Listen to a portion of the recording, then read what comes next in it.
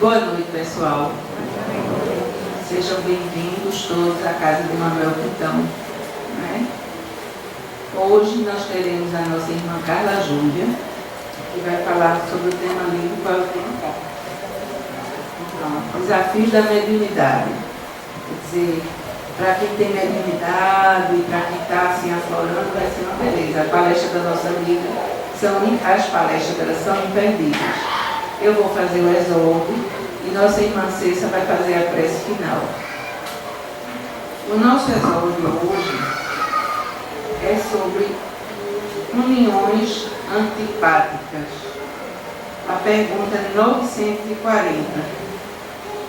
A falta de simpatia entre seres destinados a viver juntos não é igualmente uma fonte de desgostos, tanto mais amarga quanto envenena toda a existência? Como é que a gente entende essa pergunta? Eu acho que a pergunta a gente deve sempre analisar. Mas veja só, a falta de simpatia entre os seres destinados a viver juntos não é igualmente uma fonte de desgostos, tanto mais amarga quanto envenena toda a existência. Você já pensou que é a gente conviver com alguém que nos fere, nos magoa?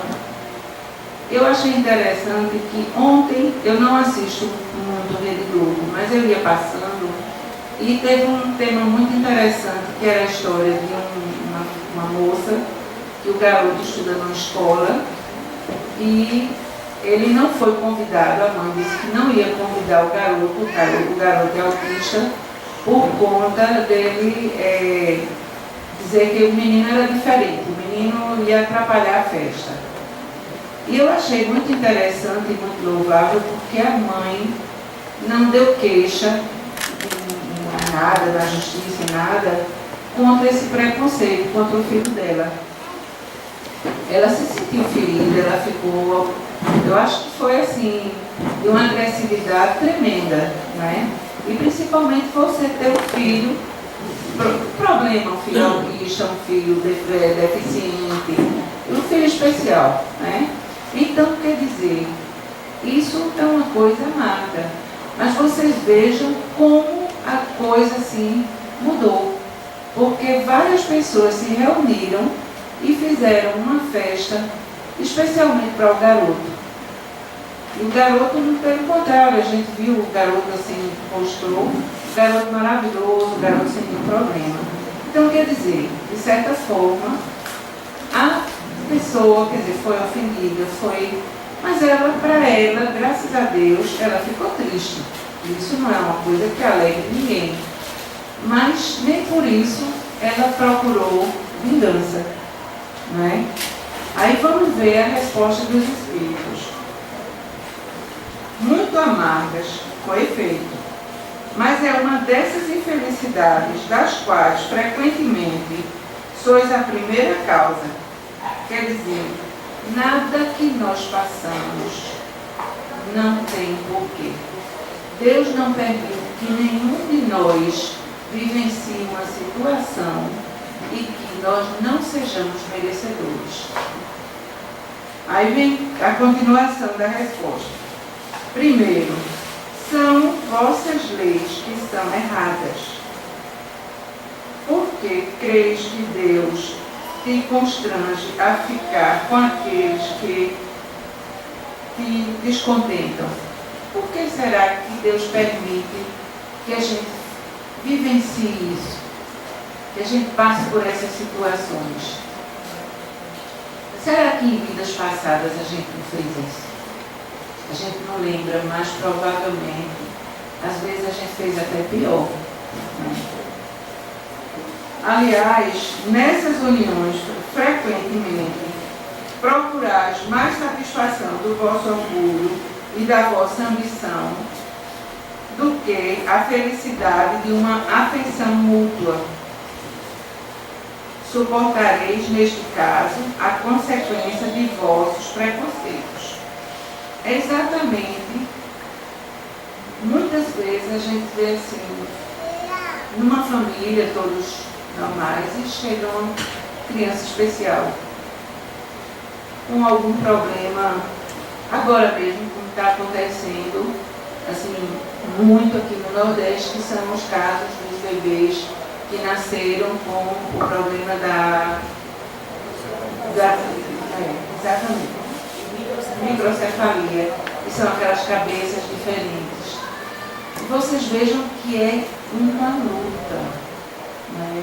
Quando você vê uma criança deficiente, a mãe muitas vezes, algumas contam até que o pai saiu de casa, que não suportou ver aquilo, e a mãe está ali e está sendo ajudada, porque está vários órgãos, né, se está aí resolvendo ajudar essas pessoas. Quer dizer, nada acontece por acaso em nossas vidas. Muitas vezes a gente tem um irmão, a gente tem um marido, uma esposa, uma pessoa que são difíceis de conviver, não é fácil para nós, mas que na verdade nós temos que orar e temos que aprender a perdoar. É fácil? Não, é difícil. Mas a gente tem que fazer prece para a pessoa e para a gente, porque com certeza Deus não permitiria que nós passássemos por determinadas situações que nós não fôssemos merecedores, né? Vamos fechar os nossos olhos, vamos pedir a Jesus, vamos pedir a espiritualidade amiga que nos ajude, que nos aconselhe principalmente a aprender a conviver com os diferentes, que nos ensine a perdoar, para que sejamos perdoados. Muitas vezes nós temos que passar por essas situações para que na próxima encarnação, com certeza, nós estejamos melhores do que chegamos aqui. Que Deus nos abençoe, nos ilumine hoje, agora e sempre. Assim seja. Com a palavra nossa irmã Carla Júlia.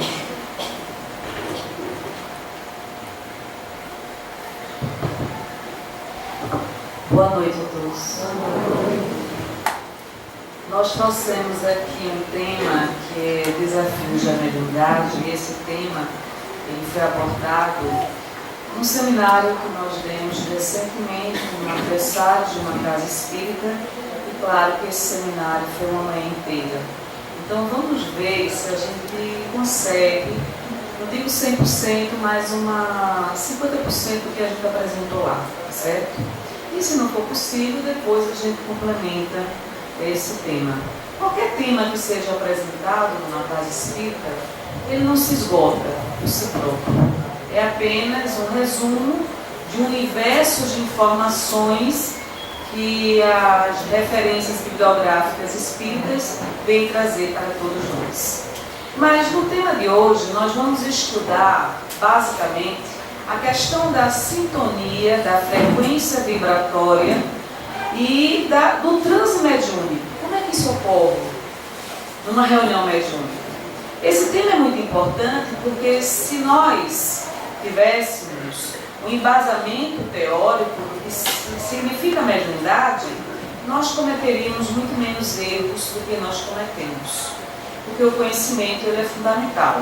Ele é um alicerce para a preparação dos médiuns. Inclusive para todos nós que trabalhamos numa reunião mediúnica, né, Cláudio Silva? Nunca é demais nós estudarmos o tema mediunidade. Nós temos esse pensamento de Chico Xavier, nunca nos cansaremos de repetir que mediunidade é sintonia. Ou seja, não existe mediunidade sem sintonia, certo?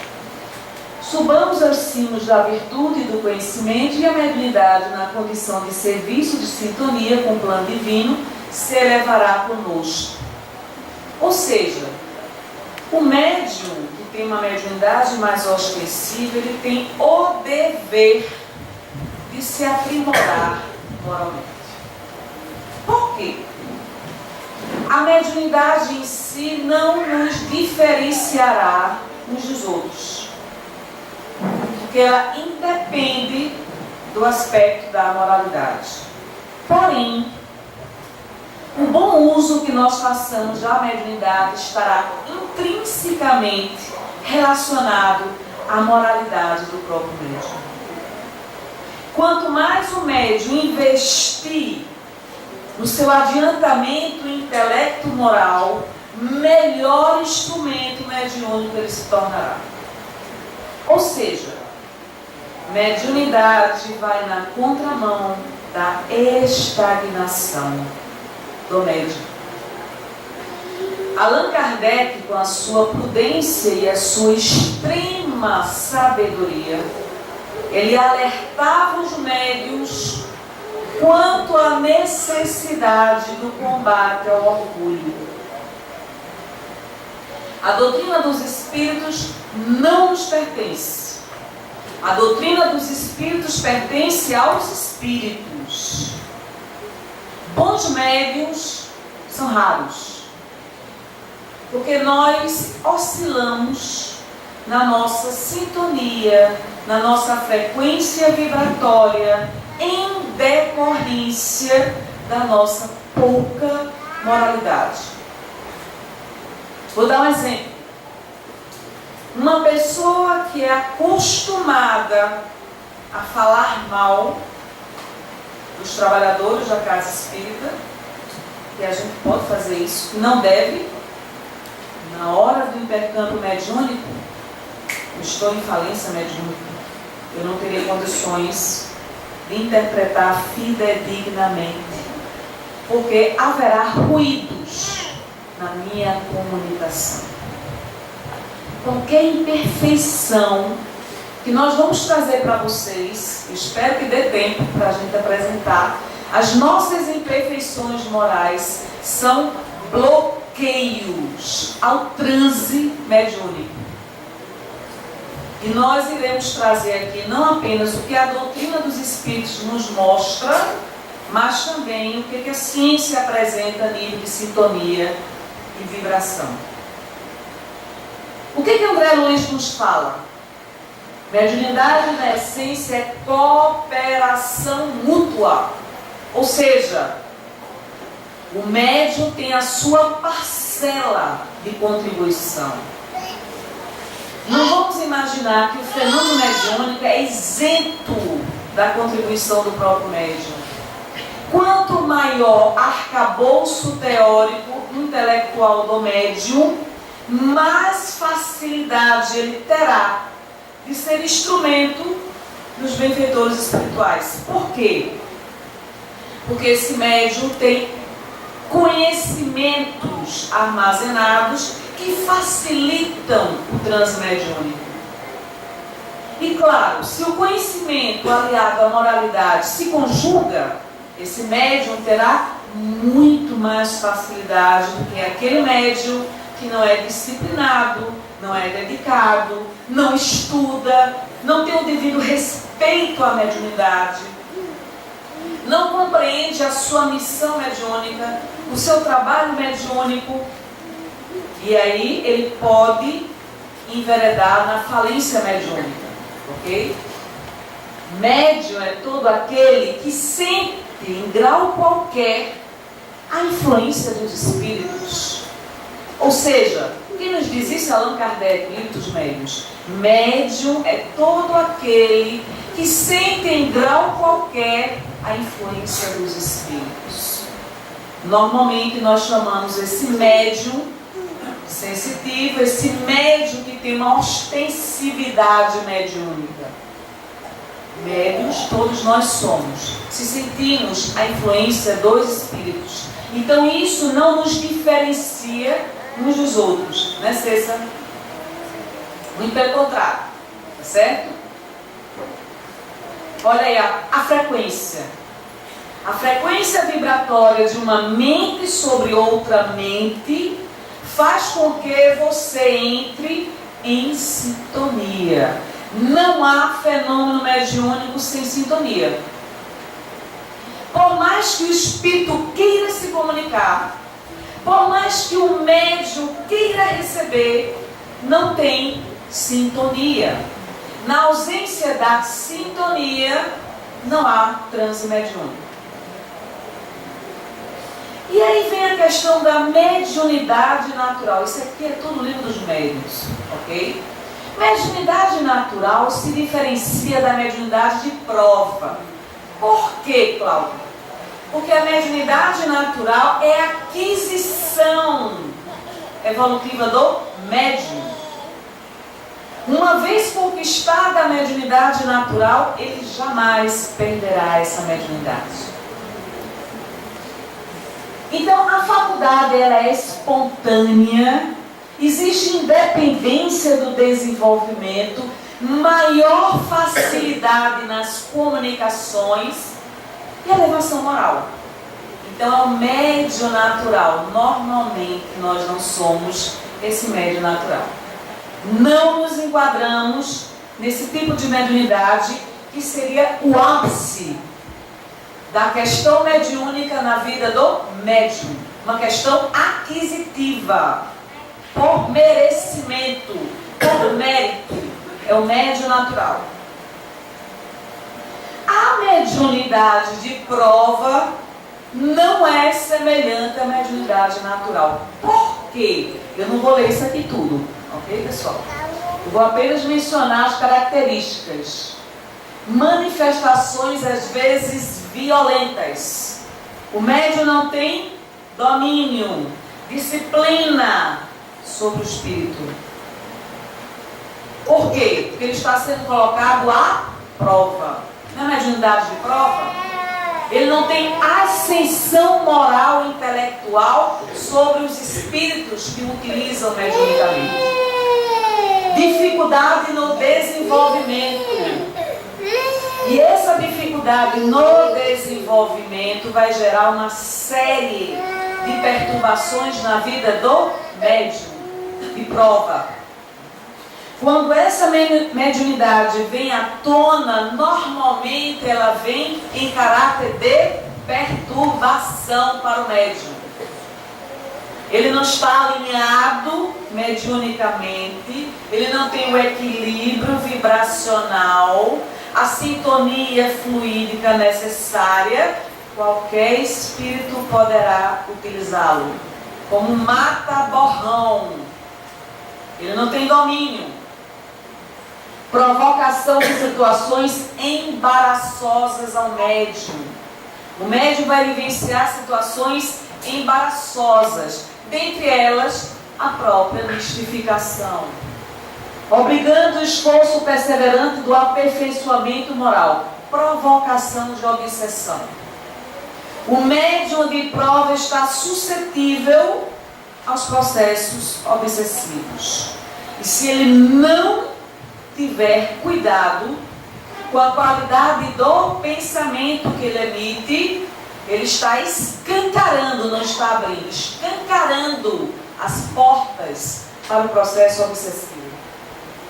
Perda da faculdade em certos casos. Existem situações que o médium perde sua faculdade mediúnica como uma forma de educá-lo a nível de moralidade. Quando a mediunidade é retirada do médium, isso gera um grande sofrimento na vida do médium. Porque houve o quê? Falência mediúnica. Nenhum médium tem sua mediunidade suspendida sem enveredar pelos descaminhos da falência mediúnica. Só há um caminho para qualquer médium lograr êxito: perseverança no seu trabalho mediúnico, estudo incessante aliado à disciplina moral superior. Ou seja, nós médiuns precisamos estudar, quer queiramos ou não. Quando o candidato ao serviço mediúnico descobre a mediunidade, implica disciplina, abnegação, estudo, renúncia, espírito de sacrifício. Ou seja, você está a serviço da mediunidade. Não coloque dificuldade para ajudar ninguém. Você reencarnou com a mediunidade de prova. O seu dever é ajudar o outro. Não seja você o principal obstáculo ao aprimoramento da sua própria mediunidade, simplesmente porque você está acomodado, porque você não entende a grandiosidade da mediunidade na sua vida. A mediunidade não deve ser forçada, melhor será esperar o seu desabrochar natural. Não se antecipe aos acontecimentos naturais. Eu quero ser médium, vidente. Você não tem mediunidade e evidência, mas eu quero. E quem disse que a mediunidade está ao seu dispor? Para o seu processo evolutivo, talvez a mediunidade de evidência não seja mais indicada. Aguarde, estude. Estude o livro dos Espíritos, estude o livro dos Médiuns, estude o Pentateuco kardeciano, para você poder se adentrar no desenvolvimento mediúnico. Ah, mas eu acho que assistir a reunião pública é fundamental e necessária. Apenas. Ela é fundamental e necessária. Também. O médium precisa estudar. Faculdade mediúnica em si depende do caráter, mas a sua utilização está diretamente relacionada à formação moral do médium. Claro. Sinais da mediunidade. Cérebro perturbado. Isso aqui é a mediunidade prova, ok? Cérebro perturbado. As ideias se confundem. Sou eu que estou pensando isso ou é o espírito que está sugerindo a mim? Eu não sei discernir. Sensação de peso na cabeça e nos ombros. Nervosismo, irritação pelo menor motivo. Insônia, arrepios. Sensação de cansaço geral. Falta de ânimo para o trabalho. Profunda tristeza ou excessiva alegria. Vozes, visões, palpitações. Por isso que se diz que o desabrochar da mediunidade prova normalmente é muito perturbada para o médium.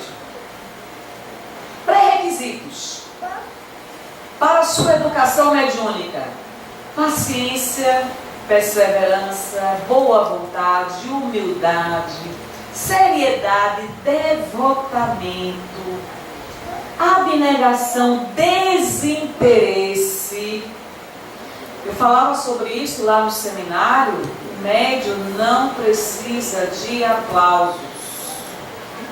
O médium não precisa de elogios. O médium não está numa competição para ser o melhor médium da casa. O médium precisa sublimar a sua mediunidade. Ele só vai sublimar a sua mediunidade pelo amor que ele tenha à sua mediunidade. O zelo, o cuidado, o compromisso. O amor em servir ao outro, em ajudar o outro.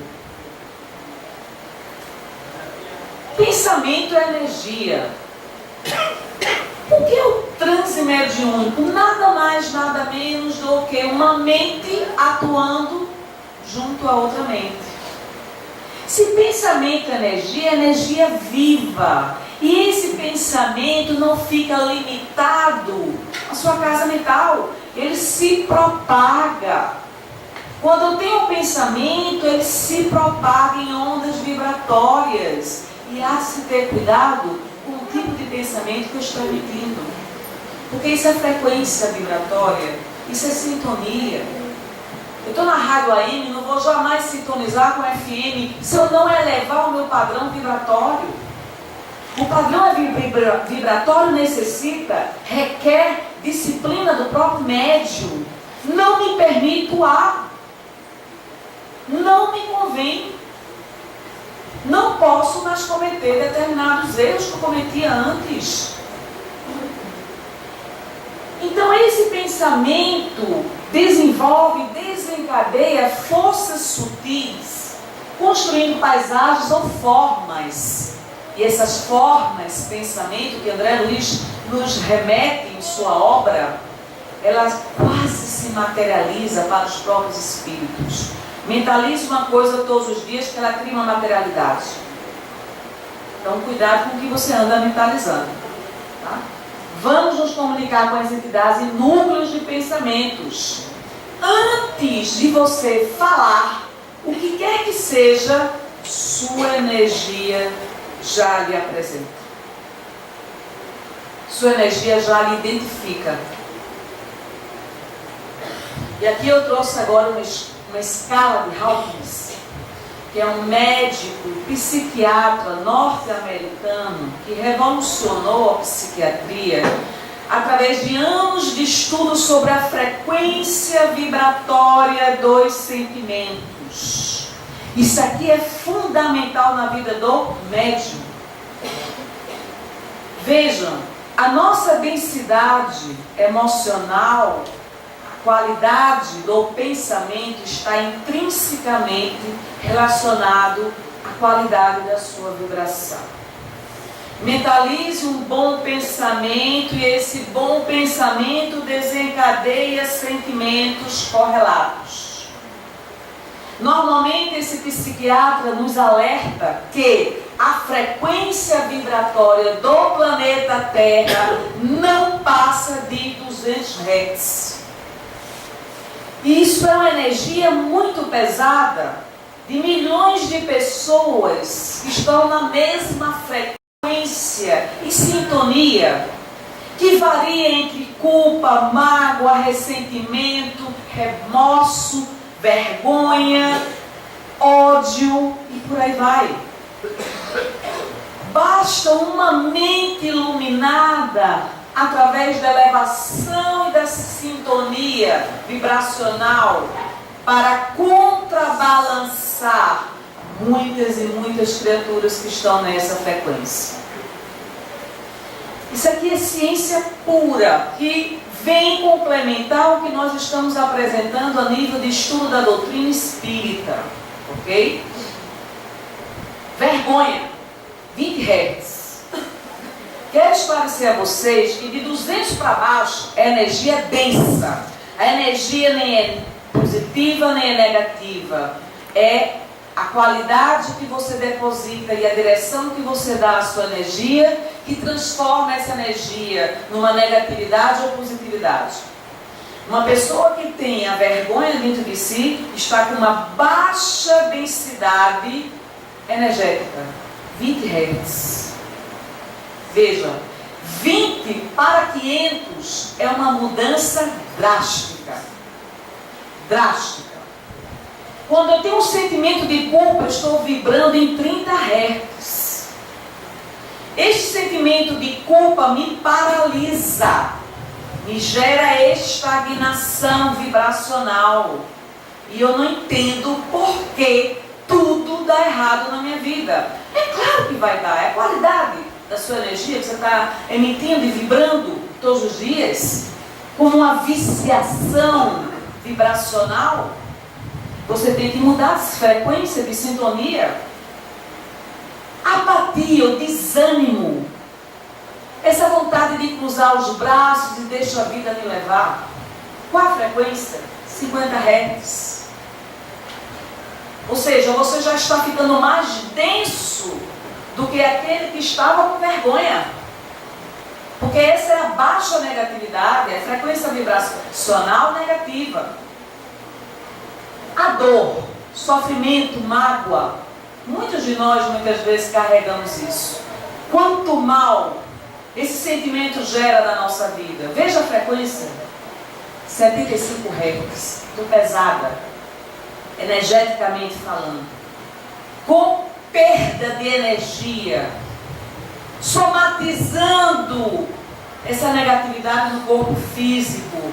Então aparece dor na coluna, dor nos braços, nas articulações, um órgão começa a funcionar mal em decorrência da minha vibração. O desejo, o vício, a vontade egocêntrica já vai para 125. E antes de 125 vem o medo, que todos nós temos. Nós estamos falando aqui de sentimentos que em graus variados todos nós sentimos. Tá certo? E o medo, a frequência é 100 Hz. Raiva. Cuidado com a raiva. A raiva mata. A raiva mata. Qual a frequência dela? 150 Hz. Ou seja, uma pessoa que está vibrando na raiva está muito mais densa e condensada do que aquela que está com vergonha. a presença energética desta pessoa se torna quase que insuportável você conviver, por conta da densidade da energia que ela emite. Mas nós não temos consciência dessa energia que nós carregamos, porque somos indisciplinados no campo emocional. E agora a gente vai falar de uma outra vibração, uma vibração muito melhor do que esta vibração que nós falávamos anteriormente, que é a partir de 200 Hz. Vejam, nessa gangorra emocional eu oscilo entre a raiva, o ressentimento, a vergonha, o medo, a apatia e todos os sentimentos que me puxam para baixo. Eu agora vou aprender o que é que um sentimento de qualidade superior a nível energético pode fazer na minha vida. E aí entra a coragem. A coragem está na vibração de 200 Hz. E ela é impulsionadora. É ela que nos coloca em movimento, em ascensão. Tá certo? Então eu preciso desenvolver a coragem, mesmo que eu não tenha. A neutralidade é 250 Hz. Essa neutralidade não quer dizer que você é uma pessoa apática. Você é uma pessoa desprendida, aquela pessoa mais fluida, aquela pessoa que não tem tanto apego às coisas materiais. É aquela pessoa que resolve os problemas com mais facilidade. Parece que essa pessoa sempre vive muito bem, porque ela não se deixa afetar por fatores externos ou mesmo internos. Por isso que se diz a neutralidade. Já é uma outra frequência vibratória. A disposição 310 Hz e a aceitação 350. Veja, aceitação 350 Hz. Eu me aceito. Eu aceito as minhas condições de vida. O que não quer dizer que eu não vou trabalhar por melhorá-las. Mas eu não tenho uma revolta dentro de mim. Eu me amo da forma como eu sou. E eu vou procurar me aprimorar. Quantos de nós não nos aceitamos? Eu não aceito a cor do meu cabelo, eu não aceito a cor da minha pele, eu não aceito a cor da minha estatura, eu não aceito. Você está no inferno consciencial e emocional. A não aceitação é muito grave e a aceitação é fundamental para que as coisas comecem a fluir melhor. Razão, 400 Hz. Essa razão quer dizer que você tem um equilíbrio das emoções. Você é mais razão do que emoção. Você é um ser prudente. Você pesa as consequências das suas atitudes. Você planeja antes de executar e sempre mede as consequências do que você faz. É um ser predominantemente racional. A frequência já é altíssima. Poucos de nós estaremos nessa frequência vibracional.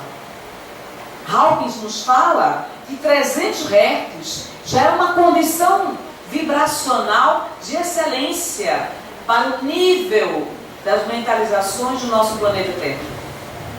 Imagine 400 Hz. O amor está além da razão. Frequência 500 Hz. O amor incondicional. Eu não estou falando do amor de mulher para um homem, de um homem para a mulher. É o amor incondicional. São aquelas pessoas que transmutam-se na abundância do amor à humanidade. Elas têm um alto papel, um poder fenomenal de atuação sobre o planeta Terra. Porque a abundância de sua condição vibracional faz com que elas tenham um papel atuante na mudança das condições do planeta Terra. São pessoas especialíssimas, pessoas que nós não encontramos facilmente. são os grandes missionários. Esse amor à humanidade leva ao desprendimento do desejo próprio seu, em benefício da humanidade. São pessoas que estão vivendo para a humanidade. Acima do amor vem a alegria, por incrível que pareça. A frequência vibracional da alegria é de 540 Hz. Está acima do amor, portanto. E acima da alegria está a paz, que seria o estágio ascensional de todos nós, segundo a escala espírita. Espíritos já reencarnados que estão vivendo em missão planetária e que conseguem trazer a paz, influenciando multidões. Essa frequência vibracional da paz consegue eliminar as frequências densas vibracionais de milhares de pessoas. Quem nos diz é esse psiquiatra, colaborando com a doutrina dos espíritos. Acima da paz vem a iluminação, 700 ou mais Hz. Iluminação. Nessa iluminação, os grandes monges budistas são aquelas pessoas profundamente iluminadas, não apenas eles, mas todos aqueles que trazem uma grande alavanca de progresso moral e intelectual ao nosso planeta Terra. Em que frequência eu estou? Minha frequência pode estar sendo oscilante dia após dia. E aí eu não consigo captar o pensamento do meu guia espiritual. Eu não consigo sintonizar a paz consciencial. Eu não consigo sentir o bem-estar emocional, porque minha mente está um turbilhão de pensamentos completamente desencontrados.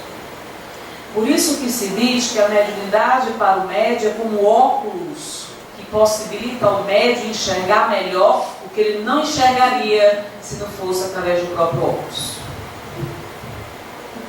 Transe mediúnico. O que é o transe mediúnico? É o fenômeno mediúnico propriamente dito. Durante o intercâmbio mediúnico, o médium está às vezes no estado mais ou menos acentuado de transe. Quem nos diz isso é Allan Kardec, o Livro dos Médiuns, ok?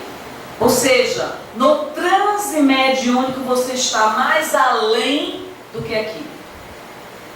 E é necessário essa passividade para que o médium entre em sintonia com a entidade que vai utilizá-lo mediunicamente, sentindo as condições da própria entidade, para poder transmitir fidedignamente o que a entidade deseja se comunicar.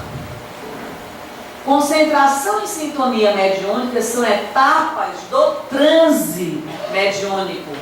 Se eu tenho dificuldade de me concentrar, não tenho condições de realizar o transe mediúnico, porque exige concentração. Concentração. E na concentração e na sintonia existe a fusão do perispírito do médium com o perispírito da entidade que deseja se comunicar. Utilizando como ferramentas o pensamento e a vontade. Sem o pensamento e sem a vontade, dificilmente haverá concentração e sintonia. Olha aí. É como se nós estivéssemos plugados uma mente a outra mente. Nessa fase da comunicação mediúnica existe a atração da entidade. Eu preciso atrair a entidade, preciso entrar na energia que a entidade emite, no campo energético do espírito, para poder haver o transe mediúnico. Primeira etapa, atração. Segunda etapa, aproximação. Terceira etapa, envolvimento. Muito claro essa transparência aqui. Glândula pineal. Glândula pineal é o famoso terceiro olho, que o médium que está devidamente treinado na questão mediúnica tem esse terceiro olho, essa visão mais aguçada. Sem glândula pineal não há transe mediúnico. A glândula pineal ela é a responsável pela comunicação com o mundo espiritual. Certo? Então, a abertura dessa glândula pineal faz com que o médium entre em sintonia com outras mentes, independentemente da condição evolutiva dessas outras mentes. Irradiação. Os espíritos podem propagar energia mental. Ao propagar energia mental, o médium capta a energia mental do espírito. Afinidade. Sintonia vibratória entre médium e comunicante. Lei de sintonia. Sem afinidade não há comunicação. Por isso que muitas vezes o médium hospeda uma entidade dessa durante a semana na sua casa, né, Cláudio? Para poder desenvolver e aprimorar a afinidade mental entre o médium e a entidade que se comunicará na reunião da desobsessão, ou mesmo desenvolvimento mediúnico. Envolvimento mediúnico, combinação entre as correntes mentais do médium e do comunicante. Assimilação, absorver as correntes mentais de outrem. Olha aí. Ou seja, não basta você querer ser médium para que o transe mediúnico ocorra.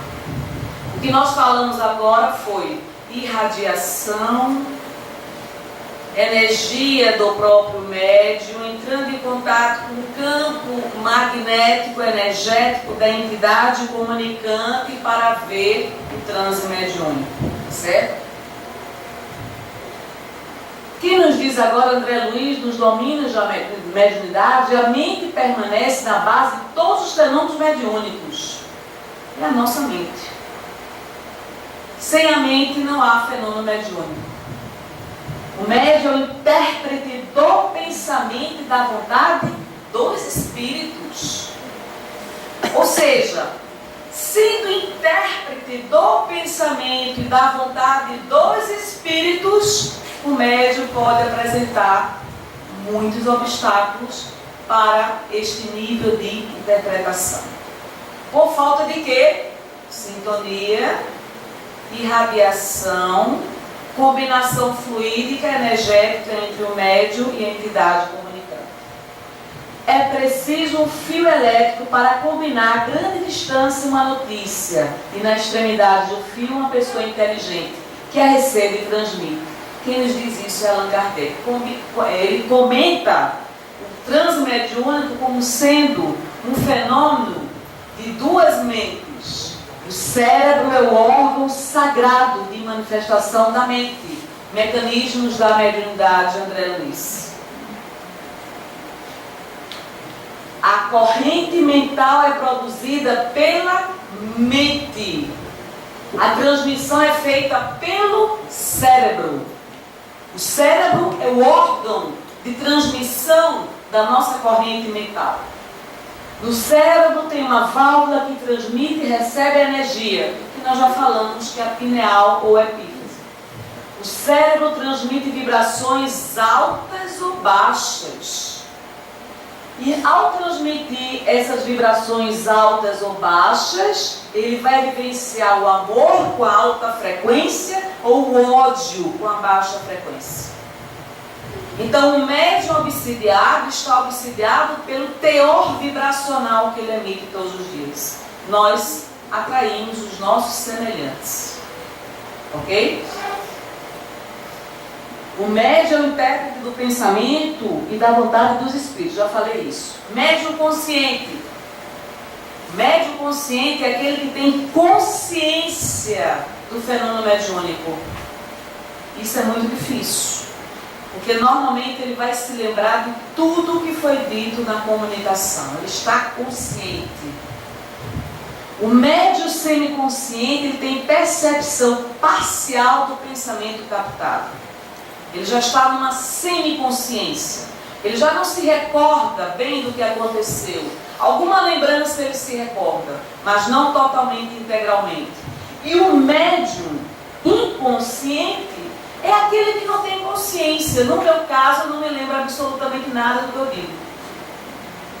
Estou mais para médium inconsciente do que médium consciente. Certo? O médium inconsciente não tem consciência do pensamento captado. Porém, independentemente de ser médium consciente, inconsciente ou semiconsciente, o médium é responsável pelo fenômeno mediúnico. Mesmo na inconsciência, ele assume a responsabilidade no transe mediúnico. O que faz o médium fracassar? Que bom que está dando tempo. O que faz o médium fracassar? Leviandade. Leviandade. É o médium leviano, que não mede as consequências da responsabilidade, indiferença à própria mediunidade. É um fator de fracasso para o próprio médium. Presunção. Eu sou um médium que todo mundo tem que ouvir. Eu tenho e sou detentor da verdade. Você não é detentor coisa nenhuma da verdade. Você é um aprendiz. Você está aprendendo o beabá da doutrina espírita. Orgulho. Nesse orgulho, eu acho que eu sou superior aos demais médiuns. Minha comunicação é fantástica, outro médium não é. Cuidado com o orgulho. O orgulho tem levado ao fracasso mediúnico da maioria dos médiuns. Allan Kardec já nos sinaliza isso no livro dos médiuns. Ele lamenta muitos dos elogios que foram feitos a determinados médiuns que levaram a fracassar. Suscetibilidade, é um médium muito suscetível. Normalmente o médium é muito suscetível, né? Ele sofre por tudo. Egoísmo. Imagina o médium egoísta. Tem condições de ser médium, não é? Ele reencarnou com a mediunidade para poder servir. Inveja, imagina o médium invejoso. Elogio, falta de estudo, tudo isso são elementos que levam ao fracasso a vida do médium. Elevação mental, olha aí. Sintonia do pensamento. Allan Kardec, em A Gênese, nos alerta. Os maus pensamentos corrompem os fluidos espirituais, como os miasmas deletérios corrompem o ar respirável. Ou seja, os nossos maus pensamentos nos corrompem fluidicamente, energeticamente. Então eu não posso lamentar porque sou auxiliada. Eu não posso lamentar porque sou um médium fracassado. Eu não posso lamentar porque as coisas andam muito mal na minha vida, porque estou corrompida fluidicamente. É muito fácil se corromper na via mediúnica, viu, pessoal? É muito fácil, muitas vezes, sermos ludibriados mediunicamente, porque a mediunidade exige percepção, clareza, você distinguir a identidade dos espíritos, você saber com quem você está lidando. Do mesmo jeito que nós sabemos com quem nós conversamos, o médium precisa identificar quem é o espírito que quer se comunicar através dele. E muitas vezes determinados espíritos se apresentam e o médium não permite o transe mediúnico. Porque não basta a presença do espírito para ver o transe mediúnico. O médium precisa ceder, conceder, ter a vontade de realizar o transe mediúnico. E se ele percebe que ali é um mistificador, por que ele vai realizar o transe mediúnico? E para isso a gente queria falar agora, mencionar Dr. Ciro, não teve escola melhor mediúnica do que Dr. Ciro, né, Cláudia? Não é Cícero?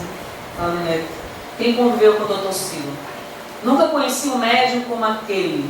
Uma experiência fenomenal na área mediúnica, uma disciplina mediúnica que normalmente nós hoje, na qualidade labuta do trabalho mediúnico, não queremos realizar. Ele alertava que a alimentação era um fator dificultador do transe mediúnico. O médium no dia da reunião mediúnica não deveria se alimentar de carne, porque a carne emana fluidos deletérios, pesados, de difícil digestão, que vai dificultar, interferir no transe mediúnico. Ele trazia vários e vários ensinamentos para todos nós. Ele conversava com os espíritos como quem conversa com gente. Uma coisa incrível, ele alertava a questão do sexo também.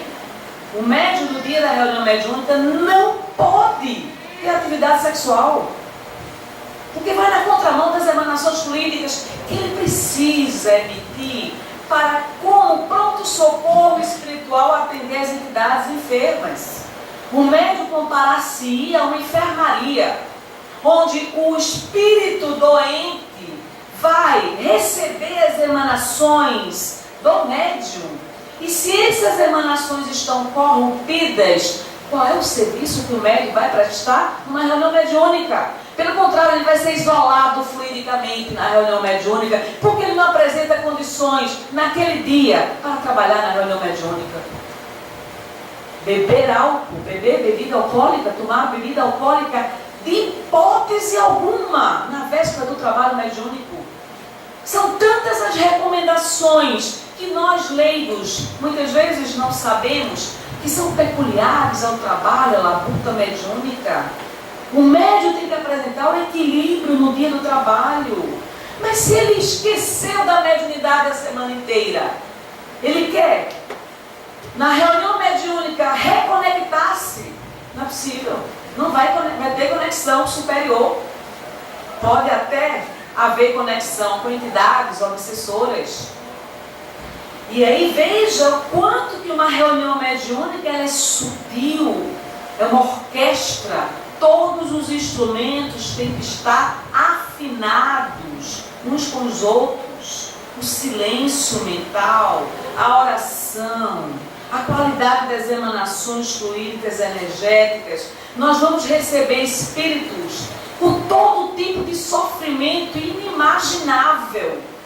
Então eu tenho que estar em condições psíquicas, fluídicas, emocionais, intelectuais para recepcionar esses espíritos.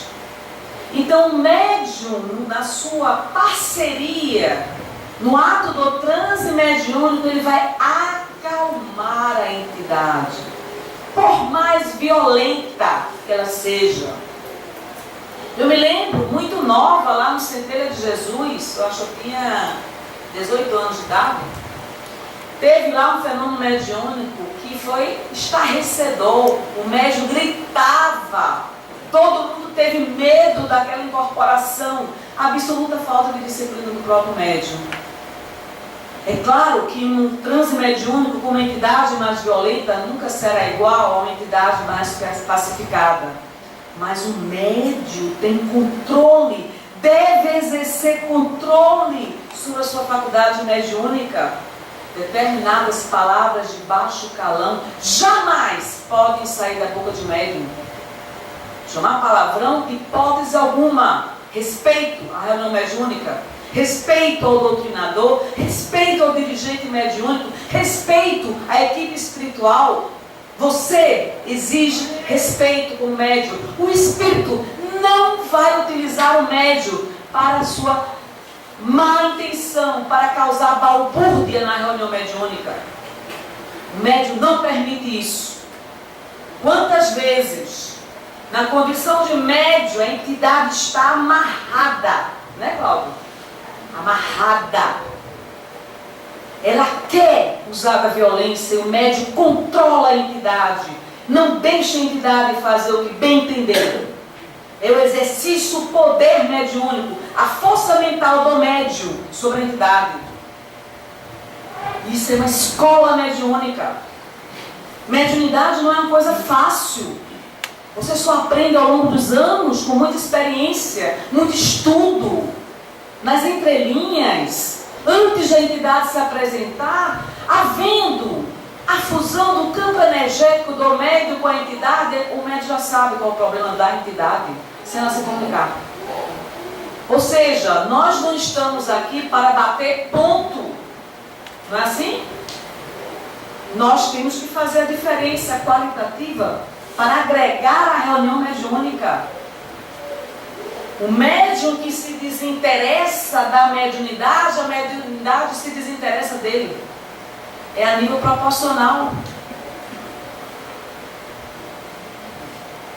Olha aí, a mediunidade se interessa pelo médium na proporção que o médium se interessar por ela.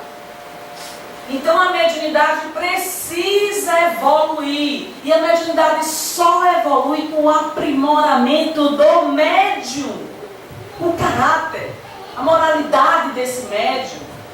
Esse médium que tem a benevolência, a generosidade, que tem o amor à mediunidade, ao trabalho da casa espírita, da doutrina espírita. As pessoas que não são espíritas, então ele está sendo um instrumento na mão dos espíritos. Quando o médium quer aparecer, a mediunidade desaparece. Que frase, hein? O médium quer aparecer mais do que o próprio espírito? Não é possível. Quando o médium quer aparecer, a mediunidade desaparece. Porque o médium não está no teatro. O médium não precisa de fãs e adeptos. Os adeptos devem ser da doutrina. O médium é suscetível à falência mediúnica. Não tem que ser endeusado por ninguém. É um ser humano sujeito a falhas. E ele tem que orar muito para não cair na esparrela de se dizer espírita sem ser espírita. Uma responsabilidade muito grande. Mediunidade prova. Estamos sendo provacionados na mediunidade. Não conquistamos mediunidade natural ainda. Não há um tipo de mediunidade mais importante que outros. O que nos destaca não é a tarefa em si, mas a maneira como nós executamos. Você quer desenvolver uma boa ambiência espiritual? Exercite a caridade. Vá atender os encarnados que precisam tanto de ajuda como os desencarnados. Vá fazer o seu trabalho de assistência social às criaturas. Doe, dedique seus ouvidos para ouvir as pessoas que precisam ser ouvidas. Destine seu tempo às pessoas que precisam. Dedique-se a minorar, atenuar a dor alheia. Aí os espíritos não largarão você. Sabe por quê? Porque você faz a diferença onde você anda. E você faz a diferença sem querer fazer a diferença. Olha que detalhe interessante isso, não é? O médium não está disputando nada, absolutamente nada com ninguém. Mas ele sabe o dever que ele tem. O médium que só trabalha na reunião mediúnica sem assistência aos encarnados é mero intelectual da doutrina espírita. A doutrina espírita não precisa de intelectuais. A doutrina espírita precisa de pessoas que amem uns aos outros, que não é fácil. Isso é um grande alerta.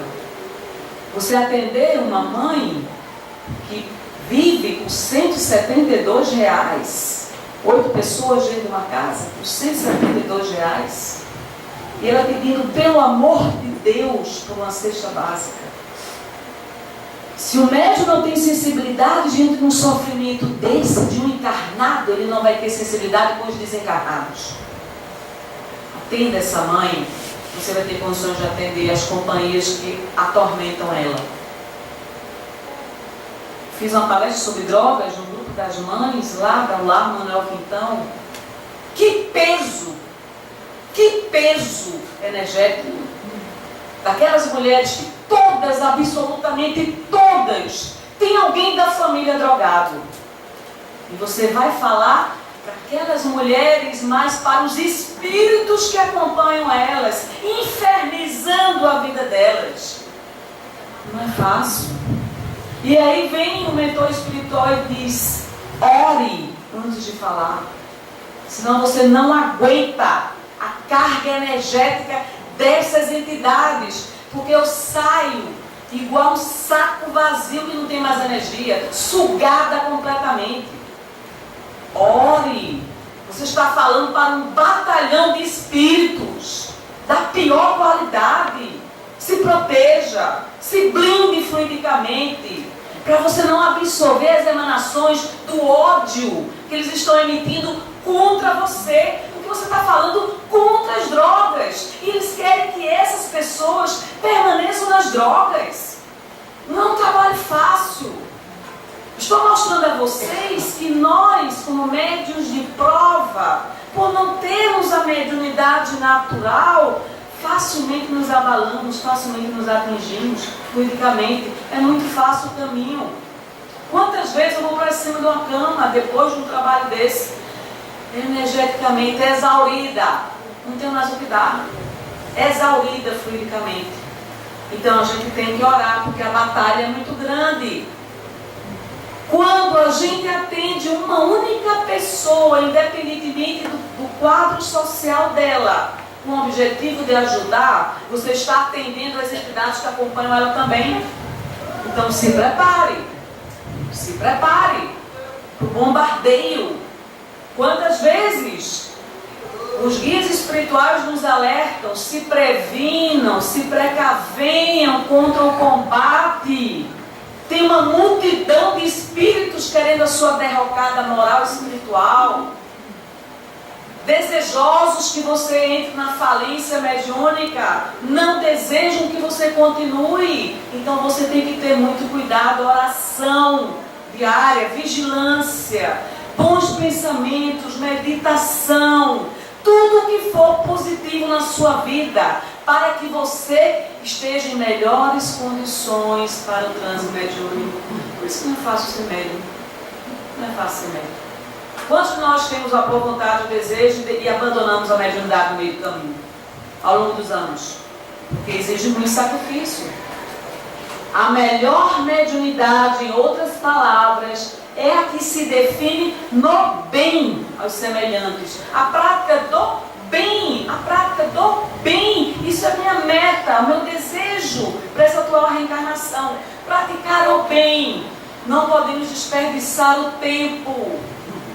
Nós nos candidatamos a seguir o Cristo de Deus. Quando você se candidata a seguir o Cristo de Deus, se prepare para se transformar de um homem velho num homem novo, mas não queira um caminho fácil. Você vai ter que passar por renúncias. Você vai ter que se abnegar. Você vai ter que sair dos holofotes, muitas vezes profissionais, para fazer um trabalho oculto que ninguém enxerga, mas que é necessário, fundamental, imprescindível. Se você socorre um ser humano numa condição dessa, você tem condições de socorrer outras pessoas, mas não se esqueça do seu próximo dentro da família. Não se esqueça, não é? Não adianta a gente atender o mundo e esquecer a nossa mãe, esquecer o nosso pai, os nossos filhos, quem quer que conviva conosco dentro de casa, enfim. Faça o bem, sempre. Não importa a ingratidão, não importa a traição, não importa a falta de compreensão. Faça o bem, sempre. Deus nos abençoe hoje sempre. Muito obrigada pela tolerância e nos escutar. Não esgotamos o tema, viu? Vamos pedir a nossa irmã Conceição para fazer a prece final, mas antes vamos falar sobre o que eu recebi da nossa irmã Dineide sobre o Lar Manuel Quintão. Tem um site, quem puder dar uma olhadinha no site do Lar Manuel Quintão, divulgue. E a nossa irmã Carla estava falando sobre o Lar Manuel Quintão, mas é muito interessante, é bom que vocês conheçam. Tem assim, alguma coisa... É o canal do YouTube no Facebook, tá bom?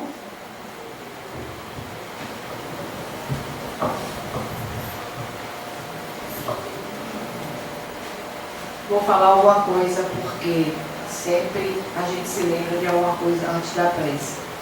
Quando o Lau falou dessas mães que têm os filhos com microcefalia, há um ano e meio mais ou menos eu assisti uma palestra no YouTube de Divaldo, ele falando que essas crianças foram espíritos que se predispuseram a serem assim, para servir de lição e de estudo. E as mães se prepararam na espiritualidade devotadamente para ser mãe dessas criaturas. Então você imagina a nossa responsabilidade, a sociedade, nós cristãos, em ajudá-los de alguma forma. É uma coisa que a gente não pode se omitir, absolutamente. Era isso que eu queria falar. Vamos agradecer a Jesus agora. a oportunidade bendita de aqui estarmos, porque só assim poderemos nos melhorar através do aprendizado, através da exemplificação, nos melhorarmos moralmente e, consequentemente, espiritualmente, que é o objetivo que Deus gostaria que nos atingíssemos a perfeição um dia. Que Jesus nos abençoe sempre, que possamos ter saúde, ânimo e boa vontade de aqui estarmos todas nós, que assim seja. Em nome de Deus, agradecemos à espiritualidade amiga, a Jesus, aos espíritos que aqui se fazem presente, encarnados e desencarnados, para que nós tenhamos uma semana de paz, de luz e de equilíbrio. Desejamos a todos muita paz espiritual. Assim seja.